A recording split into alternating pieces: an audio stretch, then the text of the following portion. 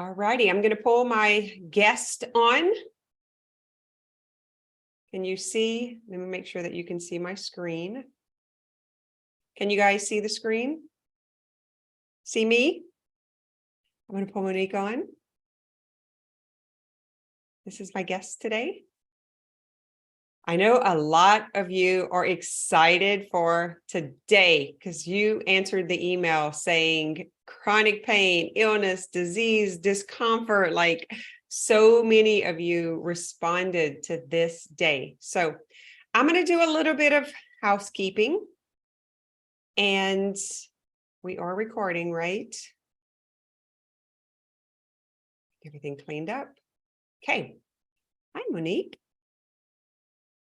So today is all about the physical body. Chronic pain, illness, disease, discomfort. I see disease as DIS-EASE, the lack of ease in the physical body. So how many are joining us for the first time today? We're on day 4. We're still getting signups. It's so fabulous. Thank you for sharing, for telling your family and friends, for posting on social media.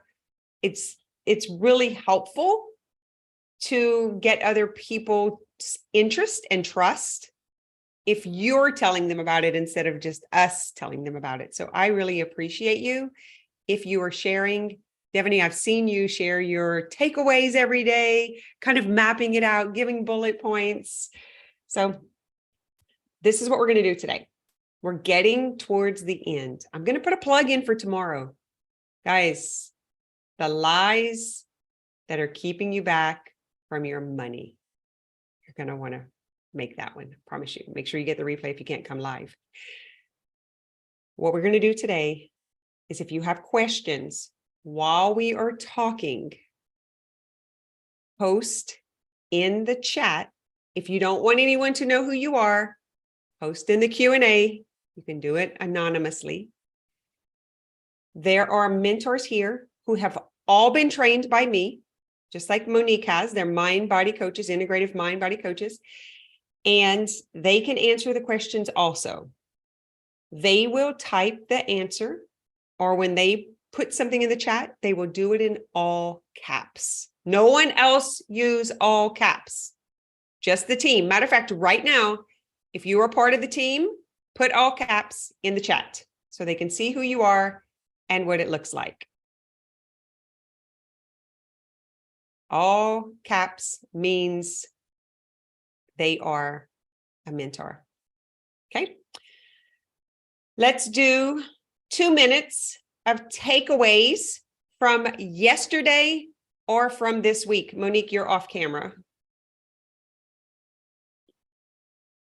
I don't know what happened, but I can't see you.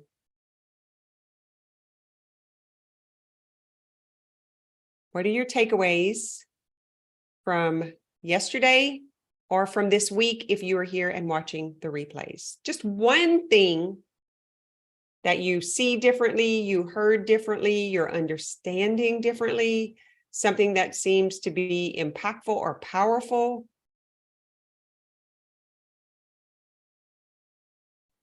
What we got? Oh, my thing says unmute. I'm like, oh my God, have I been on mute all this time?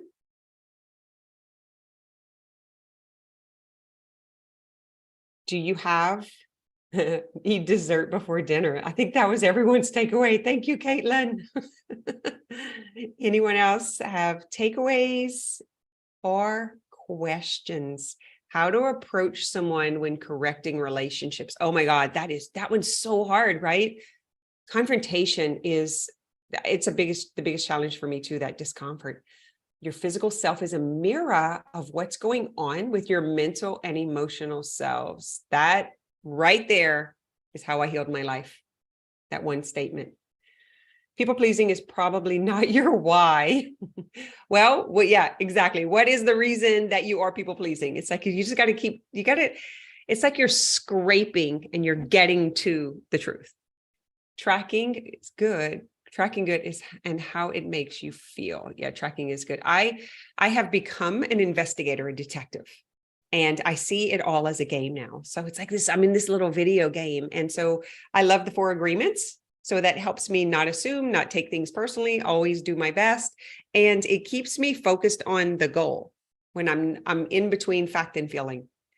Knowing that each person requires different dietary needs and they shift through seasons. Yeah, Linda, that was really impactful, especially with you and Mallory in the VIP when you were talking about your kids not wanting to eat, right? Like the food that you wanted them to eat, and how recognize that in your children, it'll actually change their health forever, because we're not forcing our kids to eat the way that we think we should eat or someone else told us.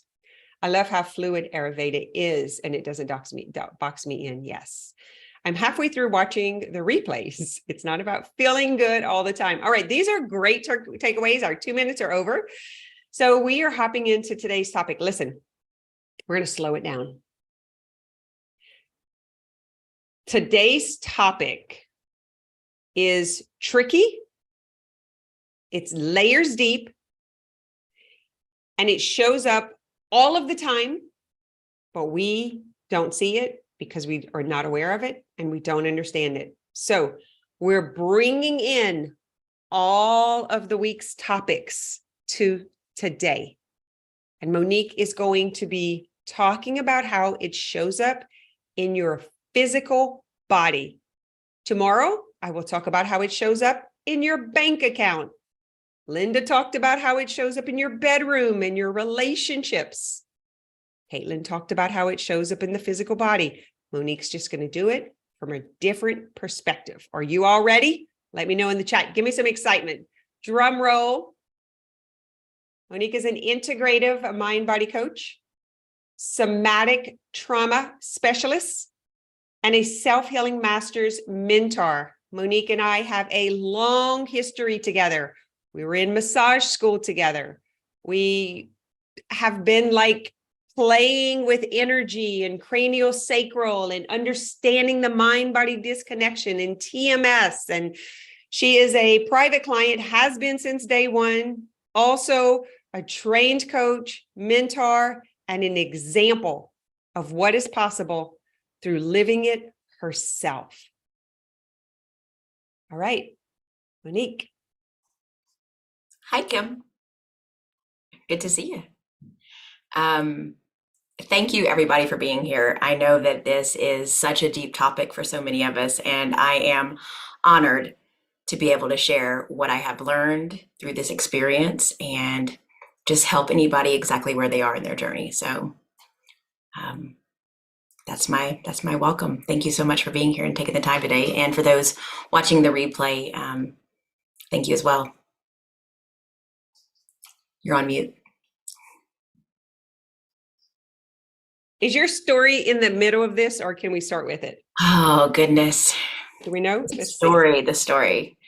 Today's topic. So I'll just start with what got you here. What got me here was from about 2002 to 2016, my life fell apart and my body fell apart with my life. And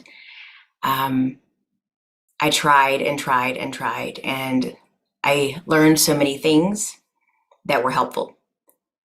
But it seemed like the more that I learned, the more confused that I got. And while there were moments of relief and change in the way that I felt, nothing was helping me long term or keep it locked in. So I would get these little bite-sized moments where I would feel a little bit better through different things. I had surgeries and medication that was helpful, and different techniques, but I wasn't getting to the point to where I was feeling better completely, mind, body, and soul, mentally, physically, emotionally. There was one thing that was missing. Can you talk about that specifically for those who are listening and haven't gotten where you have gotten? When you say mind, body, so like, what did it physically, like, what did it tangibly look like? How would you describe your life? Like, it seemed like I was always fighting an ailment or a diagnosis. The symptoms were overwhelming, and there were days that I wanted to give up, and there were days that I pushed through. What was symptoms? Yeah. Physical pain in my joints, migraines, gut issues. The I truly felt like I was falling apart. So how did that affect like the way that what was going on in your physical body? How Yeah. did that show up in other places? Like if because I think what happens is we get to the point to where we're over all that and we kind of assume everyone else sees what we see now. Yeah. And so I believe that when we can share that, that they can feel heard and understood, and then we can normalize it and demystify it. So that's why I'm asking the probing Yeah, questions. absolutely. I didn't want to go to work some days. I would rather just stay in bed and pull the covers up over my head and pretend like I didn't need to do anything. There were days that I didn't care if my kids like did their homework or things like that. I had a lot of guilt about being a parent and not being able to participate in some of the things that they wanted to do. I felt left out a lot whenever my friends wanted to do things that maybe physically I was uncomfortable doing, whether I thought that my, ankles were going to go out on me or my, Caitlin talked yesterday about, some gut issues. I went through that for a long time. Even after surgeries, I was afraid to eat in public. I was in yoga classes and I was embarrassed because I couldn't move my body the way I wanted to move it. So it created a lot of confidence issues, a lot of self doubt, and heaviness in my life. It felt like depression, anxiety. Um, I was snappy with people. I was short with the people that I loved. I was drinking to not be present, to not to feel what was going on because feeling what I felt was so uncomfortable that I just wanted to be out of it. And then one day, like, because that went on for years, right? So it was the normal. Years. Yeah. And I am not minimizing that for anyone who is experiencing it. Mine was 24 years long. It looked like that for 24 years. So I thought it was normal. I Yeah. thought life just sucked. So where was the like, I got to change this? I like, because all of us are going to have to hit that point where the suffering, like I'm willing to be uncomfortable because I'm not suffering this way anymore. So I'm willing to be uncomfortable trying something different. How did that look for you? Kim, I'll use your language because you talked about a driver on Monday, and I had to really think about it. But there was a moment where I remember my kids were in middle school, and they're very impressionable, right? And Facebook is coming out. This is in the '90s, and everything's kind of happening. And I'm laying in my bed with a glass of wine, and I had just taken my medicine, and I was just exhausted. I didn't want to get up. And I realized in that moment, I didn't care if my kids took a bath and went to school the next day, if they ate dinner that night. Like there was a part of me that just didn't want to be there. And when I looked around at my home, I had a husband who was working, who was participating in our lives. I was very fortunate to the outside world. Everything looked really good. And I realized I was barely holding on, is what it felt like. And I I knew that if I did not get up and do something, I knew that if I did not change in that moment, I didn't know what the trajectory of my children's life was going to be. And it was so serious to me at that moment that I had to do something different. And I remember just looking at my oils. I had been a doTERRA rep for a while, and I had these oils sitting there, and I thought, if I could just do something to make me feel better during the day, if I could just do something to make me feel better at night. And so I pulled out like lavender and orange and things that I could put on my body and take topically. And that was one of the stepping stones, in the holistic world. I had done yoga and knew this stuff, but I wasn't actually applying it and living it out. And so I would say that was a pretty big moment in my life. It was, Yeah, this is a great topic to like settle in on right now. Mm. How many books do you guys have? How many people do you listen to on social media? How many courses have you done? How many workshops have you been to? Because I was there too. I could take you on a tour behind this wall, and it's like 653 books, and it's all about healing and holistic and like you name it. Those, matter of fact, my grandson was here yesterday. He just graduated from high school, and he was like, "Grammy, those are all your books." Like, yes.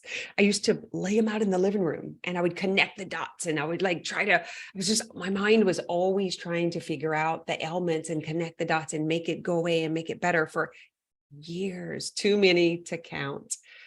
Yeah, essential oils, CBD. Yep. What other things? You guys put in the chat all of the things you tried. When I met Monique, she was like digging in her jaw, and she had been on this journey, and she knew all of the things I was talking about. I remember whenever we were playing cranial, because we were in massage school together, so you can see where we just kind of went along this path of trying to figure it out. And yet the symptoms were still there, but the mind thinks it's doing something. Yes. But if the symptoms are still there, you're actually still focused on the wrong thing. Yeah. What did you hear? Oh, I'm sorry. Go ahead. What did you hear? What did that moment look like? I love these moments that made the call. What had you gotten tired of? What had piqued your curiosity? What had made you wonder that there was something else you hadn't gotten, or just that moment?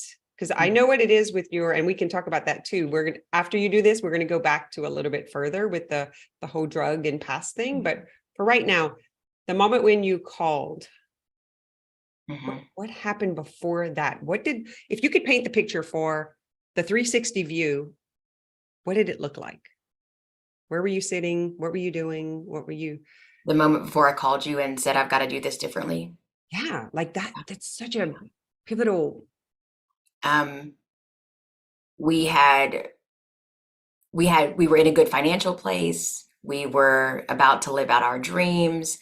We were given the opportunity to take a camper and a truck to Colorado and explore until we found our dream home and put everything together. And again, it looked picture perfect when you put it on paper. I mean, it was a beautiful idea, and people were excited for us. And I got all the way to Colorado, which is 24 hours from where I grew up. And I remember getting here and thinking, it's all going to be different. It's all going to be amazing.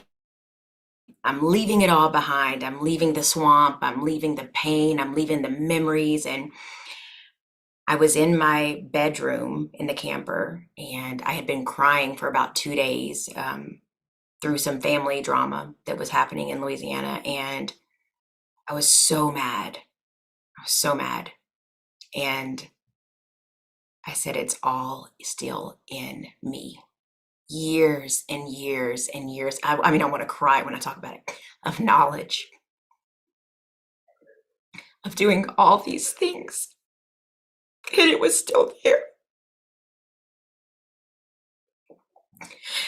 And I just wanted to give up again. And I had been on this multiple times, just wanting to give up, throw in the towel, hopelessness. But I knew if I could just figure it out, that it would change everything for good. And so there was this little glimmer of hope that was still left. And all of this like self-disgust and how long I had been working on this, and I still wasn't where I wanted to be. And there was just this second where I was like, I've got to do something different. And I know that there's something else out there, because I was still searching, and I had seen other people do it. And I started only watching those people who had done it. I started taking out of the people that hadn't done it, the people that were still griping about the pain and cry, I'm crying right now, but doing it in a victim way. I had to just let all that go, and I had to only look at, who do I know that has healed? Who do I know that is healing? Who do I know that is moving in a direction that looks really enticing to me? And I did. And I picked up the phone and I called you and I said, if I don't do something different, it felt like I was going to die. Like not physically die, but like die to who I want to be, the person that I had set out to be, the dream that I came here to do. I was not willing to give that up. I had gotten this far by surviving and pushing and white knuckling, which I'm really good at, but it was exhausting and I didn't want to do it anymore. And I knew there had to be an easier way. And you offered me something in that moment that was just like, yeah, let's do it. I'm in. I love how you said this. It's because I can relate. And I think most people who have that moment will say the same thing. When you say it felt like I was going to die, but it's not, I'm going to die. It's the potential of who I think I can be, or the dream that I imagine, or any of you can relate to that right now. Like there's this, you've got this like kind of secret of what it could look like. And in that moment, there's I'm going to have to give up, and like that dream, that getting it, that doing it is like, I'm never going to have it. So there's a part that dies. I love the way you said that.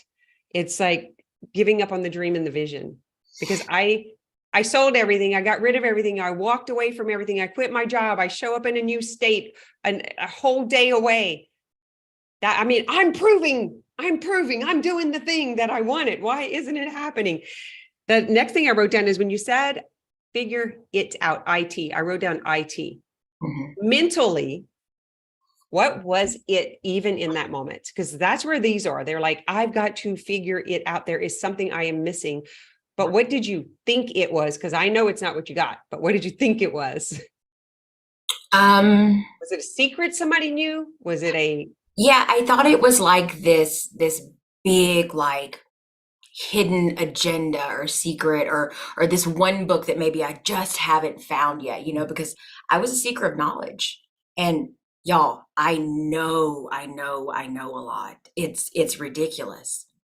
I can quote books to you that I've read, courses, certifications, like Kim said, but there was something that wasn't happening between the knowing and the outcome that I wanted. There was something missing. There was some kind of bridge that wasn't there yet. And I knew it existed because, again, I had seen people do it, and I believed these people that I was watching that were healed because I could see their x-rays, I could see their journey, I could see their physical body, and I knew it was real. And there's a part of me that's like a little bit envious of people that get it, get what they want, and I couldn't. And so I started to use that envy as the motivation, as the like, I'm gonna keep going, I'm gonna keep going, I'm gonna keep going. And when I would get exhausted, I have to take a little break for a minute, but then I go right back in. But yeah, it was like this, like, what is it? What am I missing? I knew there was something. It's like, it's The Secret, right? That's why we all watch The Secret. It's like, it's that thing that I'm going to get that's finally going to change it all. But the perception of that, there's something like, how can I say this? If there's anybody in the chat who can say this better than me, go ahead and do so. God, I remember it so well. It was like, I'm so smart. Why can't I figure this out? Yeah. I know all the things I've read, and now the books are all saying the same thing, and the teachers are all saying the same. They were all saying the same thing, and I still don't got it. It was that kind of. Can y'all know what I'm talking about? It was. I mean, I had so many books, and I looked back, and the first book that I had on mind, body, and self-help was in 2002. So when this journey began, I actually had information in my hand to help me. But didn't have the perception to receive it. But it was a part of me that like it wasn't digesting, it wasn't going down. I was like, yeah, I get that. Yeah, I get that. Yeah, I know that. Okay, yeah. What? But it's like I couldn't. We use the word embody, but it's that, and if we can truly understand what that means, it's different. But to explain it is, I don't really have words for that. It lives in my body on a visceral level. Is embodied, but you actually don't know what that word means until you experience it. So it's just a bunch of catchphrases. We just walk around saying stuff. It's like preaching the Bible, but then not knowing the understanding of it. So you're just throwing out a bunch of concepts without the integration of it in your actual life. So how many of you know all the things still don't have the clients, still not making money, still don't have the relationship you want, and still don't have the body that you want. Like, but you know all the things. You're super smart. You can help anyone else. Matter of fact, you want to help everyone, but it hasn't physically shown up in your life yet. No, just us. Danielle, yeah. Me. Yeah, it's that. And man, Monique is a fighter. I'm going to tell y'all, we can tell y'all stories. Those who are in the community have heard she is a wasp, man. Her defense is so high and so protective. But what her nervous system or her neurology didn't know is mine's just as tough. And it took someone to be able to stand up against that and fight for her. That because it'll shut people down, right? We're so defensive and so protective that people actually just like, yeah, I ain't messing with that. And then we keep feeling that rejection. So I'm going to kind of go into a little depth and then we're going to go into the actual teaching, but I want to make a point before we go. And so I'm going to use Monique's story to kind of play in here. So she knew all the things, she read all the books, she took the courses, she had the certifications. As a matter of fact, we're both like, got lots of licenses and certifications, especially when it comes to the body, even hair, like hair on our face and other places too. Like we're certified in so much stuff, yoga, meditation, craniosacral, like all of the things that you would think we would have the tools to do this for ourselves. But here's the thing that's missing. And I'm going to let her speak to it because it's her story. I just want to bring it to light. We get to a point to where we know all the things and we got out of the physical danger. So whatever happened in childhood, young adulthood, whatever, maybe this just happened to you last week, but you get out of the danger and you're now in a new environment. And you got the money, you got the people, you got the job, you got the you got it all. I can relate. Like I got it all. Matter of fact, people will say, look at the jokes they're making about these billionaires right now because of the submarine thing. Like people actually talk shit on you when you got it all together. Because there's like, you're not supposed to have a problem if you got it all, right? So that becomes it just keeps that shame perpetuating. So you get into a new environment, you got it all, you look at your life from the outside and the inside, and it's ridiculous that you're not happy. It's ridiculous that you're not satisfied. What the hell is wrong with me, right? Monique, can you relate? Yeah. What we don't know and is almost impossible to figure out for ourselves is the secret. And that is your past experiences, generational patterns on a cellular level, samskaras in the system are not mental. They're visceral. They're physical, they're energetic. And Monique's previous, if I could read this to you guys, it's about the different iterations of ourselves. The previous her, the child her, the got married early her, the I'm on drugs and addicted her, we're still in the body. The memories of that identity were still in the body, but mentally she had become a new person. Can just give me an amen if you're following me, because I tell you, we're going to slow it down today. I don't want to go too far too fast. So what was happening, and I'm going to let her tell her story of where she was and what got her there. We think we can just forget. And then we just cut that away and throw it away. And we're never going to do that again. And we're never going to talk to that person again. And everything's going to be great. But then we haven't integrated the actual experience. And I am not telling you to go get stuck in a healing cycle. That is the last thing you need. This is a moment of awareness. And then you got to get out of the victim. As soon as you recognize, you got to get out. You got to get out. And that's why it's so hard. A lot of you guys in the spiritual world, you're stuck in that. You're still trying to heal and you're doing it wrong. Just so you know, I'm not afraid to say that. So I could see it from my experience. I could see it from my trainings. I could see it from working with other clients, but could you see it? Could you see that it was when you walked out with 2 kids on your hip? Could you see? No. Okay. That subconsciously is what's running the show. So you're basically have a shell, you're walking with the mental body outside, but the emotional, whether it's trauma or unintegrated patterns, or that visceral experience is what's making the decisions. And that's where the focus is. And then you're bypassing and pretending, because I know it all, I got it all, I know how to do this, positive affirmations. But this, the toddler, the unhealed is actually running the show. How would you explain that in your words? That's my words. Because what got you, like, where were you prior that you had forgotten about? Like the drug stuff, the walking out of the marriage stuff, like that part that you thought was buried. Yeah, I mean, it was gone. It was done. So why would I be bringing that back into my life? Why would I be bringing all of these horrible memories and these painful traumatic moments? Like I'm not that girl. I did it. I cut it off. I walked away. My story was, in one moment I changed my mind and I walked away. In one moment I decided to get off of drugs. And so to me it was just done. It was like this solid no more. But the reality is that my body had been storing all of these stories, and there was a few things that you really taught me that I still like. Oh man, that moment was like, whoa, when we talked about the unfelt perception.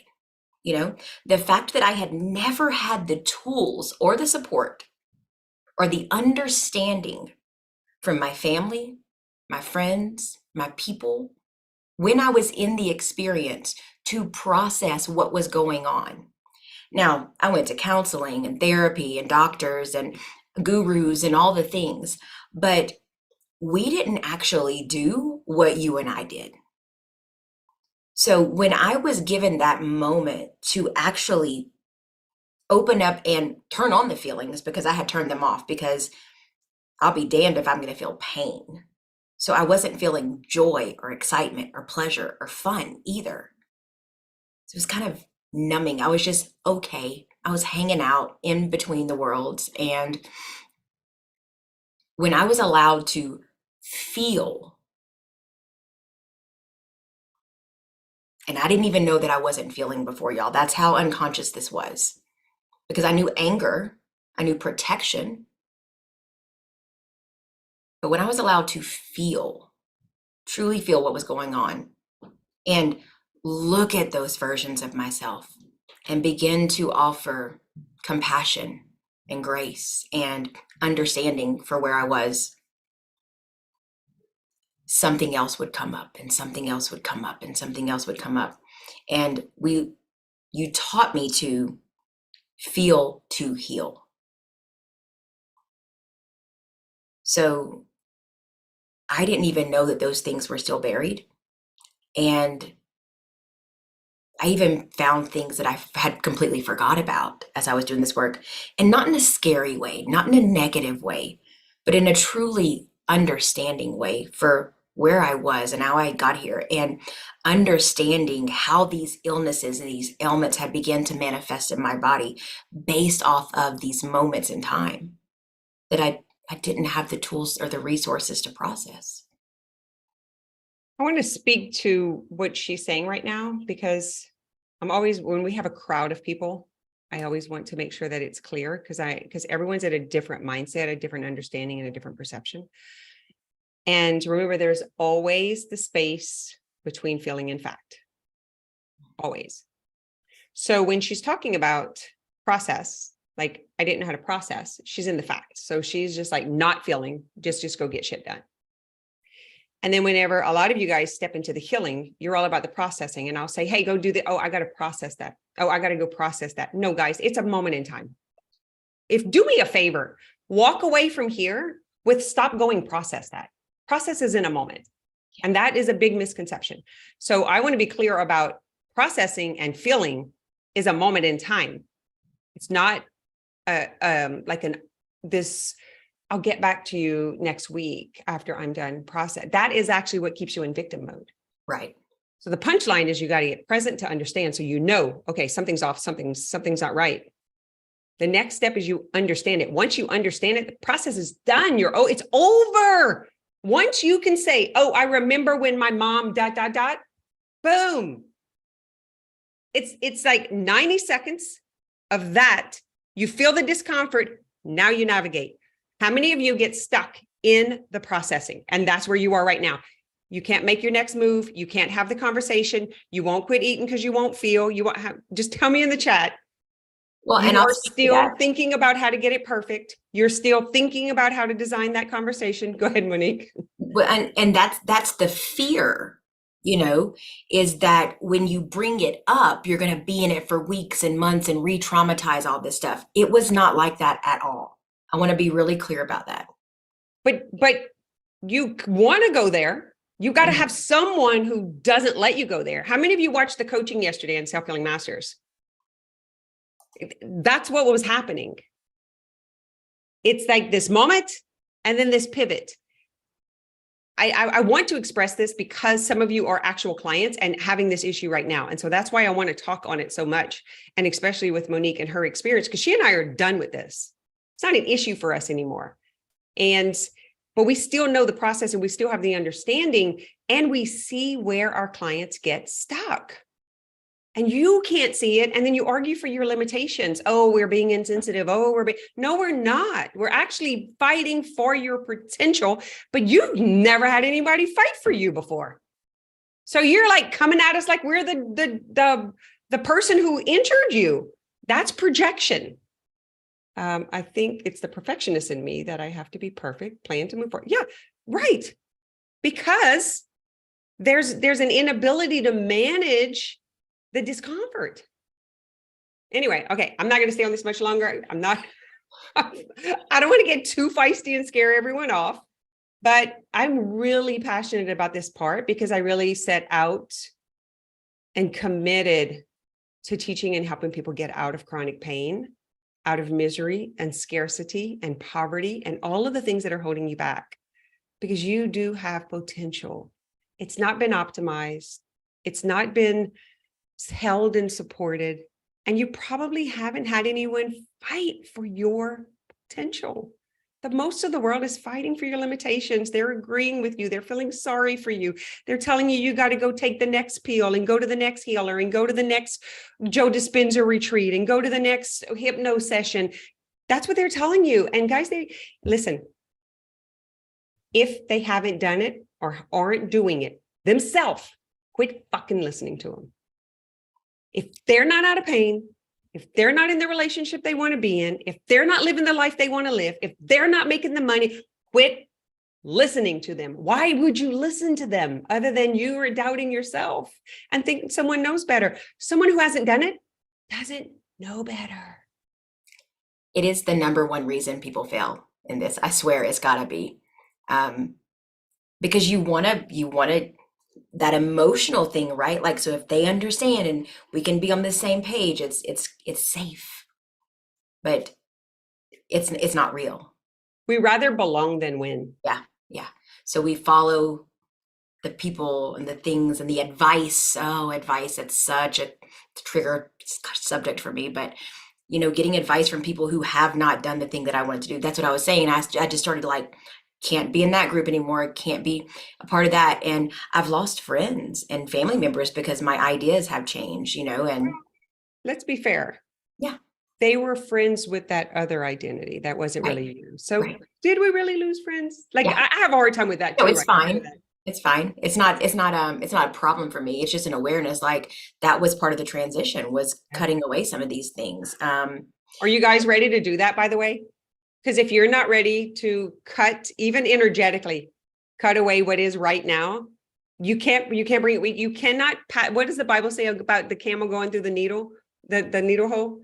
The eye of the needle. The eye of the needle, whatever. It's like, you can't take all that stuff and go into this new, you can't, it's impossible. And you can hold on to it. I'm not going to tell you to let it go, because I wrote this down earlier. Everything happens in perfect timing. If she were able to experience the grief and the trauma 10 years prior, it would have been available. So you can really trust the process. That just like grief, I think if we felt the impact of grief in the moment, we would explode, because we are love and grief, like all that. And I think we would explode in the moment. So instead, grief comes in waves. It comes in disbelief. It comes in anger. It comes in doubt.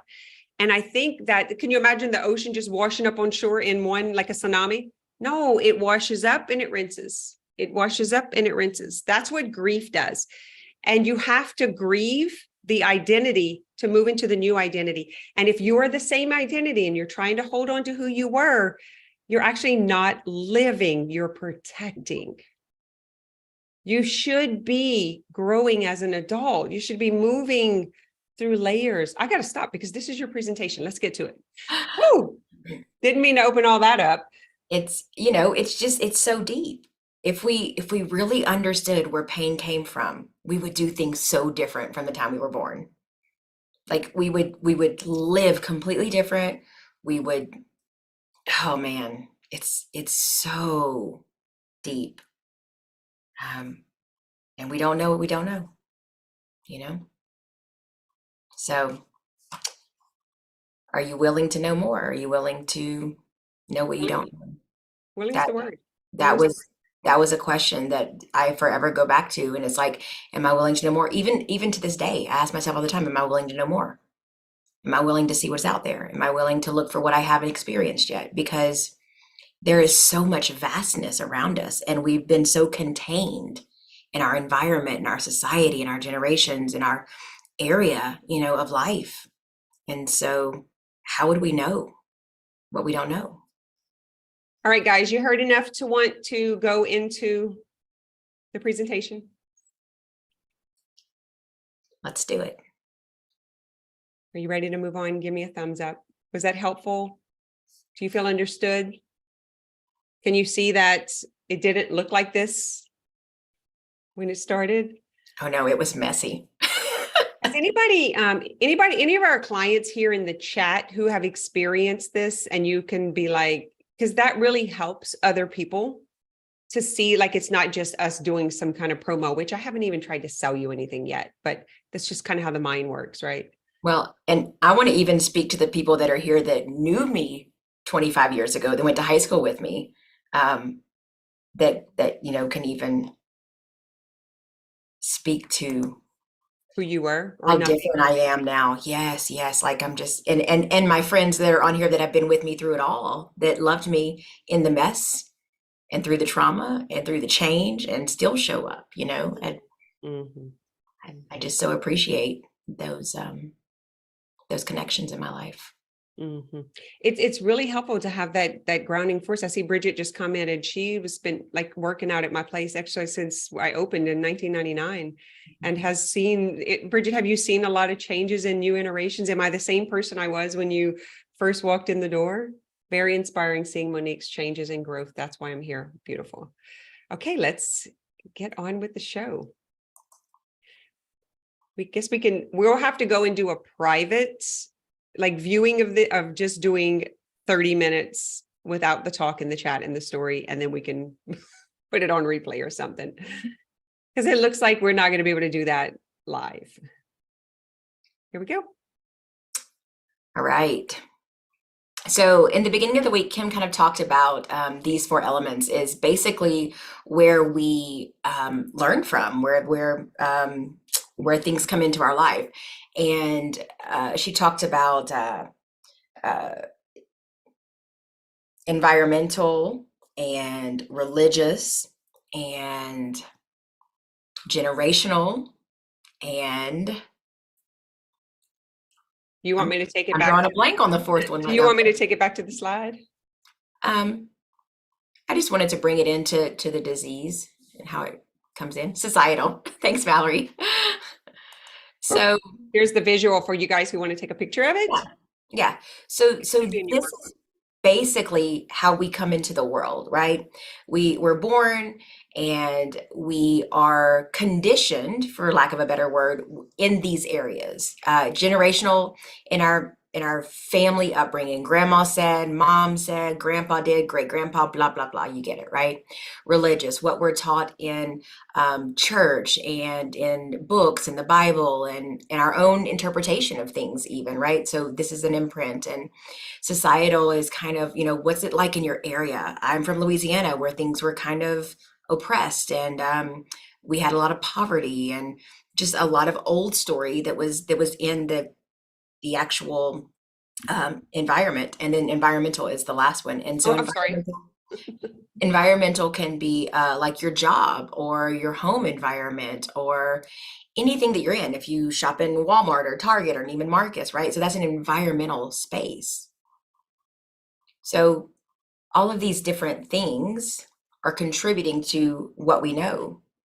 And then you have a physical body. You're here in this human meat suit on Earth, and these four aspects of us are kind of how we are, right? So we've talked about this before. We go to the doctor when something physical is going on. You go get a shot, you go get medicine, you take care of your physical body, you go to a massage therapist, right? If you're into that. Um, if you're in a spiritual disconnect, you usually go to a guru or the church or the Bible or whatever your teacher is, your spiritual teacher. When you're in a mental disconnect, you work with a psychiatrist or a therapist or a counselor. And I had been through all of these three phases before I met Kim. I mean, I had been digging into these and I was feeling like I was a master at this stuff. And that's what made it so confusing because these three are all I knew. But when I was introduced to the emotional aspect, and I didn't understand that I wasn't feeling, that I didn't have access to those emotions, I didn't even know what emotions were. In fact, I printed out this beautiful emotion wheel that's behind me so that I could even identify what they were. When any of these are not in that aligned space, disconnected, disease and pain, illness, symptoms will begin to show up in the physical body, is where it was for me.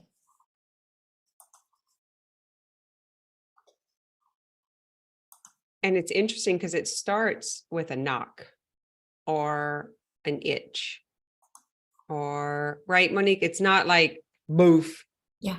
It starts with a little twang, and it just knocks louder and louder and louder. And it's our body communicating to us. Yeah. It was like, here's a little headache for you. And then maybe a stomach ache the next time. And then maybe I was just tired or exhausted. Maybe I had a little anxiety, right? And so these things that seemed normal, because that's what I grew up around. This is normal, right? That's environmental, that's generational. It's genetic even, I was told, that these things would come up. But real quick, what is chronic pain? There's acute pain and there's chronic pain. Acute pain is like I had an injury, I broke a bone, I got whiplash, something like that. That we know it's going to easily heal. We know that it's going to go through the motions, but whatever. Chronic pain is anything that's been lasting longer than 3 months. Anything that's been around. I would even say longer than 6 weeks, but we've identified it now as 3 months because sometimes some things take a little bit longer to heal. But I want you to think for a moment about a broken bone. You break a bone and you have two options. You can go to the doctor and let them reset it and get a cast on it, and they leave it on for 6 weeks? That's the norm. Or you don't get a cast on it and it might grow back on its own. You cut your skin, it's going to grow back. Your skin knows how to cover up a wound. Your body knows how to do things instinctively. So chronic pain is something that's been around longer than 3 months. And if it's been around longer than 3 months, it's not something that is physically needing to be healed at this point because your body knows how to do that. Your body's magnificent. It's brilliant. It can take care of you. And if it's still there, if you still got symptoms going on, there's something else that needs to be addressed, which brings us to the next slide. The mind-body connection. So a short understanding of the mind-body connection, because this could go really deep, but I'll give you a really simple explanation, is that you have a mind, you have a brain, and you have a physical body, heart, lungs, hands, feet, all that stuff. And if you think about, they basically speak two different languages. So the brain has its own language and the body has its own language, and they're missing the translator.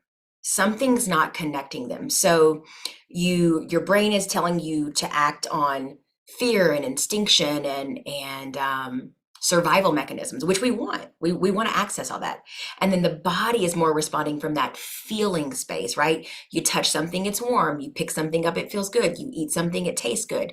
So if you're looking at like senses, the body is more sensual, it senses, and the brain is more intellectual.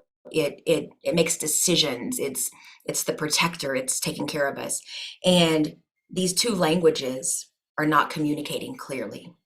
So ideally, what we want to do is have cohesion between the mind and the heart, the brain and the body, something like that, so that we can pull them together and have a clear translation so that the body does what it's supposed to do.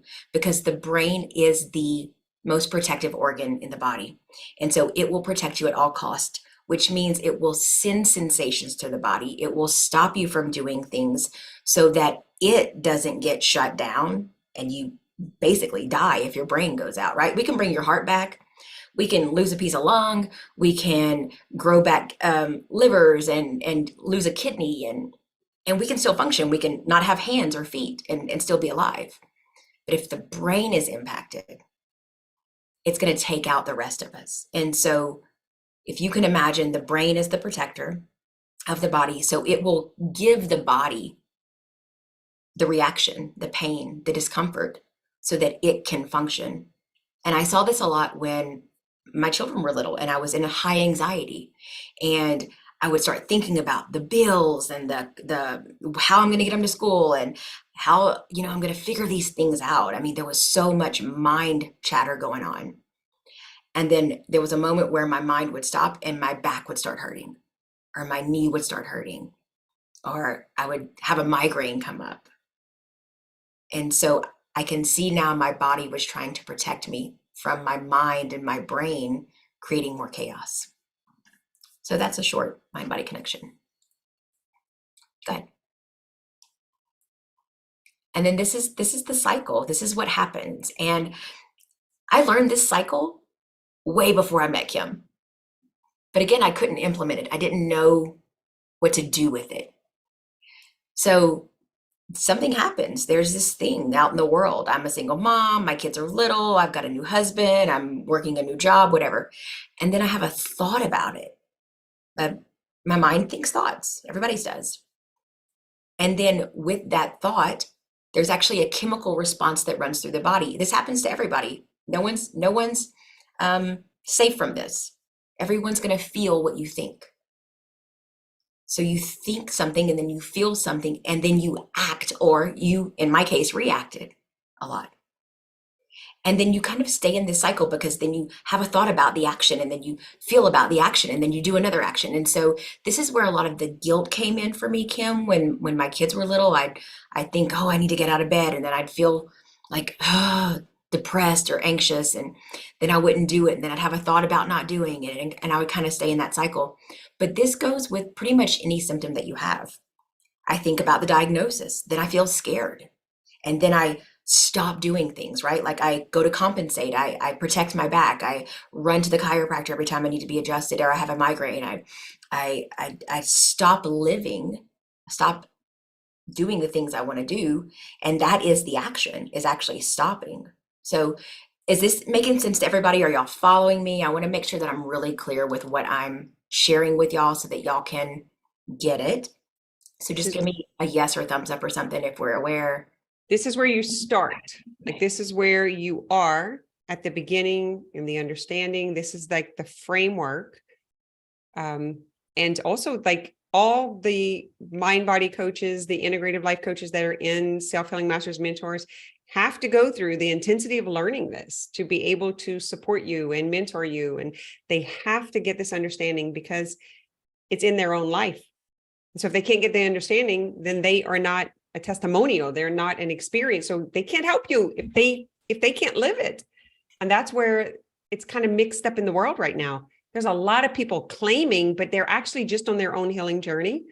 And they actually, just like we're saying, like, we knew all this stuff, but we actually didn't know, like I said yesterday, the knowledge and the wisdom of the experience, know it on a different level so that you can, because if you don't actually know it, you can't hold the space for someone else to know it. Like, there's no way Monique could have done this by herself, or that, never mind. I'm not even going to say what I was going to say. Go ahead. I agree. I would have had some understanding on my own, but I don't think I would be where I am right now if I was by myself doing this. I think I would have just went into true hopelessness and depression on a such deeper level. But Justin says, so you get in this cycle of thinking and feeling, but never acting.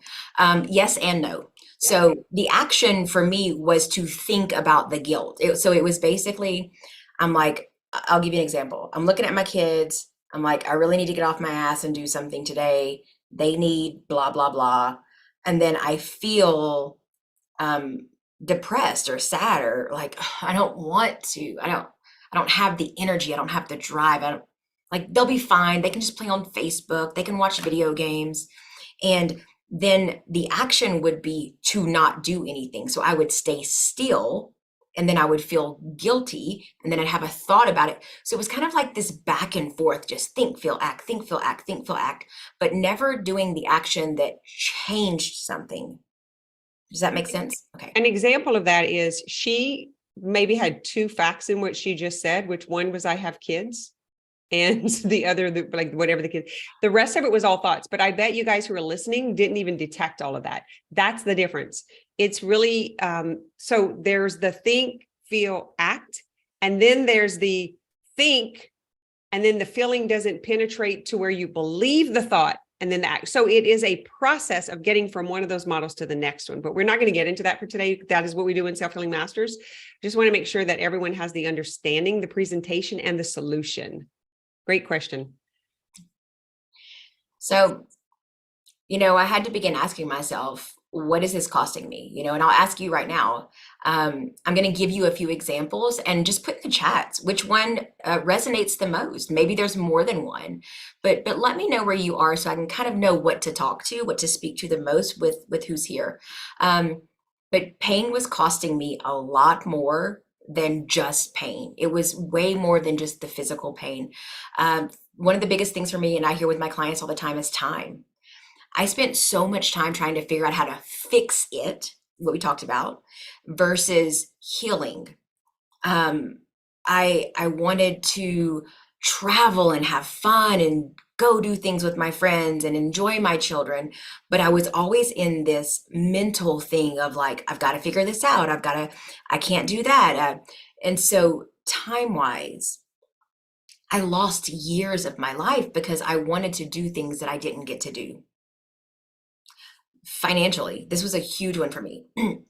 I was missing work. I was seeing doctors. I was getting injections. I was going to chiropractors and massage therapists. And this is over about 15 years. So it wasn't all in one week, but I was trying all these different things. And again, so I didn't want to go to work. There were days that I wanted to call in sick, but I couldn't call in sick because if I missed my job, then I wouldn't have a paycheck. And so there was this guilt about needing to make money and support my family and take care of everything. And then the cost of what it costs to have the insurance to do all the stuff. And it just kind of got in the way. And this is one that I hear a lot with people that suffer with chronic pain is the financial side of it. It's so expensive. Chronic pain is like an $80 billion industry. It's massive, which tells me there's a lot of people in pain and a lot of people that haven't figured it out, which is why this is so important for us to do this work.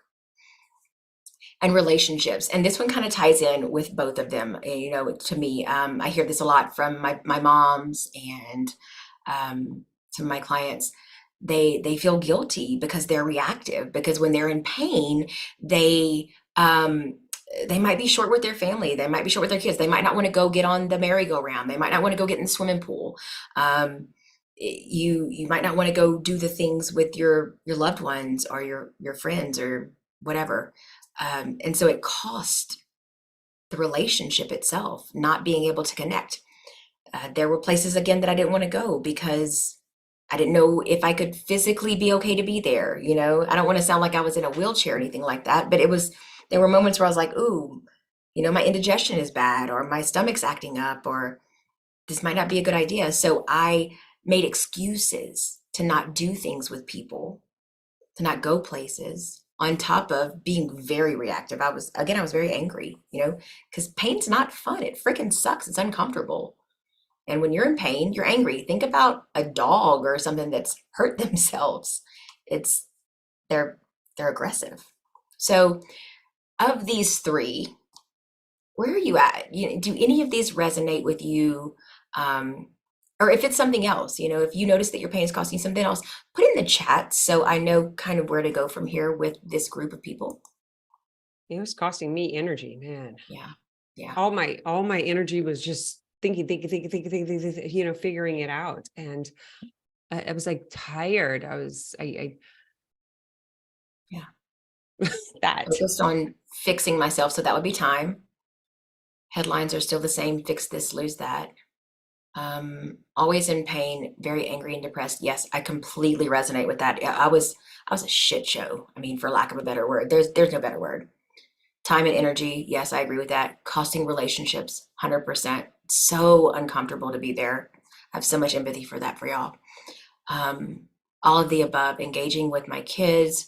I'm obsessed with my sensations, getting rid of them. So time and relationships specifically, yeah. Time, money, and relationships, all three. Agree, energy and all three.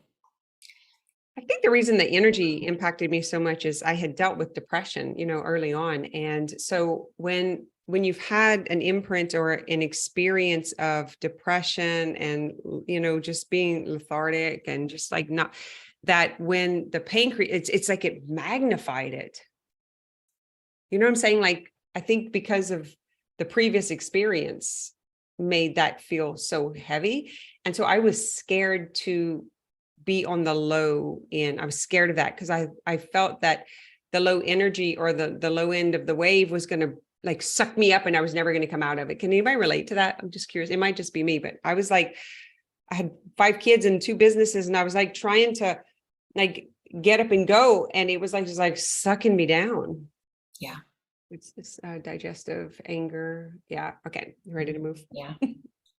So we told the success story already. We shared a lot of this, and Monique can tell you in the middle of the process, I think a lot of people who come in to heal the chronic pain don't realize what that ripping apart is going to feel like.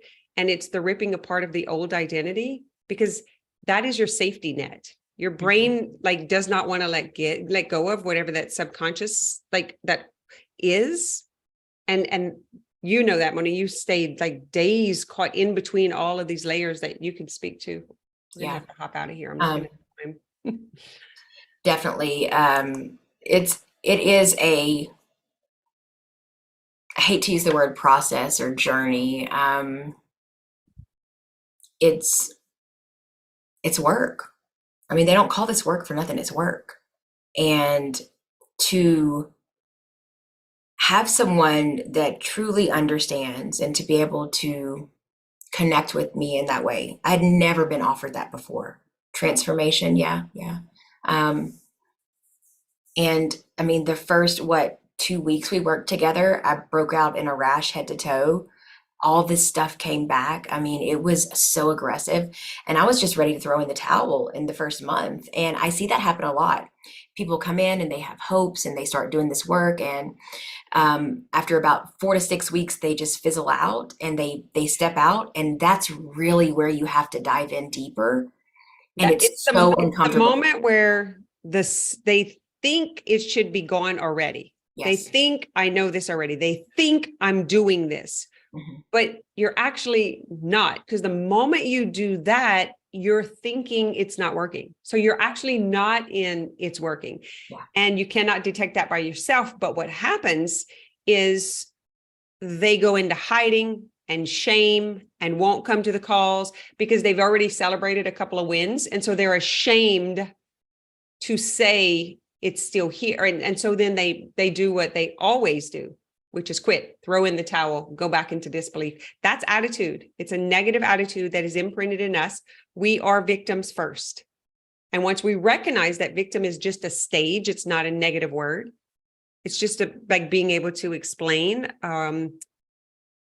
A victim is a person that is out of control and there's an exterior force that's controlling a negativity or an experience in their life that they cannot change. That's what they think. I can't change it. Something else is controlling me. I see this with money too, because it's like, oh, God would send it if I'm supposed to be rich. Like, it's like Piccadilly religion. And can you like, is that, because I think that's an important topic for us to really hone in on, because we see it all the time. We'll get a whole bunch of people who sign up, they're ready to go. And exactly what she said, they show up, they get the help, and then it doesn't work. This shit doesn't work. And that's because your belief and your attitude is that shit doesn't work. Nothing works for me. And it's somewhere is buried deep in your subconscious, but you're protecting, your brain is protecting you from showing up in that vulnerability, that's when you need to get one-on-one coaching. Absolutely. That's why we have one-on-one coaches. Yeah. It it's the shame and the guilt and the shutdown. And again, I always say the one thing that I wish I would have known all these years is that I didn't know what I thought I knew. And you asked me one day, and it was a gut punch, and I remember just like showing my teeth at you. I was so angry. And you said, are you willing to put down what you think you know in order to know something more? And I just remember going, how dare you? All the stuff that I know? I was so mad. But in that moment, after I sat back and thought about it over and over and over again, it was like, she's right. There's something that I don't know that I don't know. And if I'm willing to surrender this part of myself, this fighter, this anger, this I've got to figure this out, that neediness that had to know, if I was willing to just hold her still for just a few moments, then I could see something more. But it was a battle. It's like the kid who wants to tie their shoe, but they're going the wrong way, but that's all they know. Mm-hmm. And they will not let you show them another way.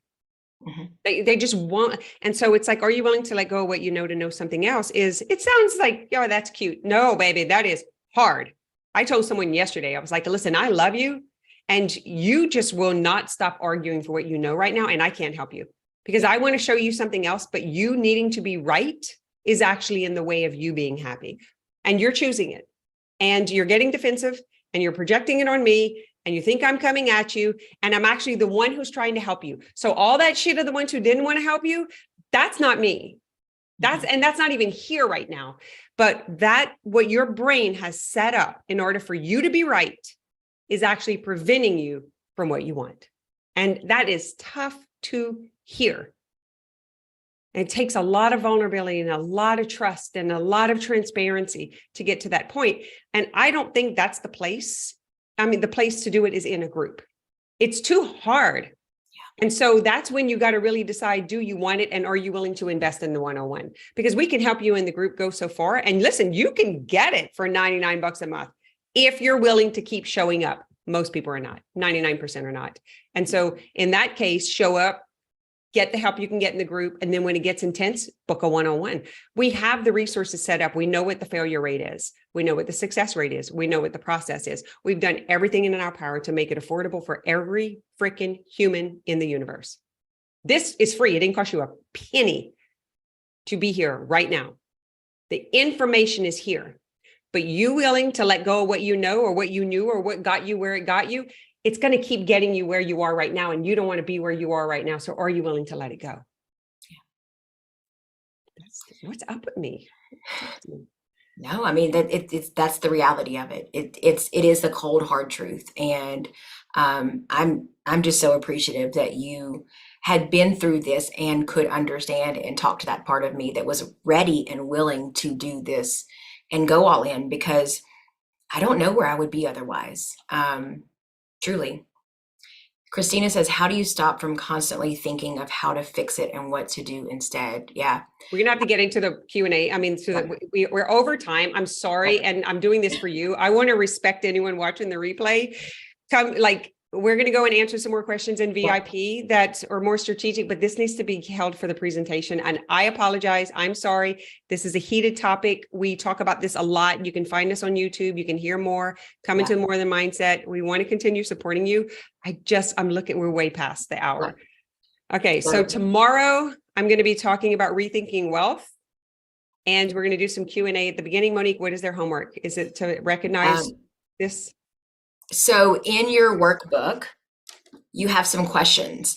I'm asking you specifically about these 3 questions. Fill it out, write it down. At the bottom, it's going to give you a journal prompt. And I want y'all to really take a moment and write that. If you need help, if you need support, if you get confused on it, just post in the More Than Mindset group. I'm there. I can answer questions, but I want to know, give me your takeaways from today. Let me know what this has showed you and do that homework. I really encourage you to do that so you get the support that you need. And we can always reply back in the More Than Mindset community if you need that. And All yes, right. they'll drop the upgrade link. If anybody is here right now and you want to upgrade, you still have that opportunity to do so real fast. Yeah, we're going to go and answer some one-on-one questions because as you can see, we could do the whole week just on the chronic pain part. Oh, yeah. It's such a big issue, you know? So this is the work that we do in Self-Healing Masters. If there's anybody in Self-Healing Masters or anyone who's experienced this, then that encouragement to others, you can post it in the comments now and just let them know it's legit because there's a lot of snake oil out there. I mean, let's just face it. And we can't convince anybody because it's the brain that's got that protective barrier that I don't want to get screwed over again. I don't want to invest in some more bullshit and all. I have heard it all. I've done it all and I was you. So I get it, but I won't convince you. Been here for 2 years. I will be in here for life. Yeah. Most of these end up like they learn it, they figure it out. Their life is transformed so much. They're like, I want you to teach me how to do this for other people. And they end up in the coach training or they end up in the like doing this for a living. That's typically how it works because this cycle says is once you're whole and you've got it, then you kind of get bored with yourself, right? Somebody said the self-help fatigue, that's legit. You get bored with yourself and then you're ready to give to others. Then you're ready to give to the outside world. Then you're ready. So it's like you want to give and contribute to the whole, but you got to get it for yourself first. And most of us take that out of context and we go try to save the world thinking that's going to make us feel better. It's never going to make you feel better. That's a wounded healer. Mm-hmm. It's the cup flowing over. Yes. Okay, guys, we are going to end this. Thank you for coming today. Make sure you make it tomorrow. For those watching the replay, come into the More Than Mindset group. Let us know what are your takeaways. Make sure you do your homework. I'm thinking we're going to have to do a follow-up of the week and just kind of like give them some time to mull it over on the weekend. Would you guys want that?